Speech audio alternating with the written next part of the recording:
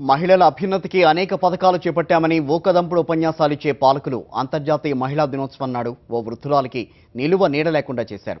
గుంటూరు జిల్లా తెనాలిలో ఈ ఘటన జరిగింది. పట్టణంలోని లింగారావు సెంటర్ బాప్టిస్టు చర్చి దగ్గర ఖాళీ స్థలంలో సీతా మహాలక్ష్మి అనే వృద్ధురాలు నివాసం ఏర్పరచుకుని 40 ఏళ్లుగా జీవనం సాగిస్తోంది.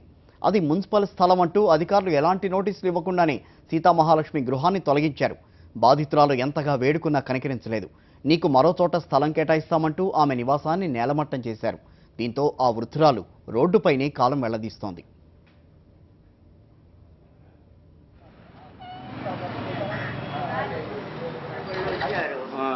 వచ్చి ఇది తీయాలంటే నేను 40 ఏళ్ళ నుంచి ఉంటున్నానయ్యా అని అంటే నీకు ఆడన్నా చూపిస్తారులే అని అన్నారు.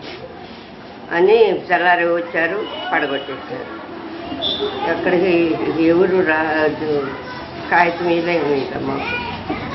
నేను 40 ఏళ్ళ నుంచి ఇస్త్రీ చేసుకుంటున్నా, వాళ్ళందరికీ తెలుసు.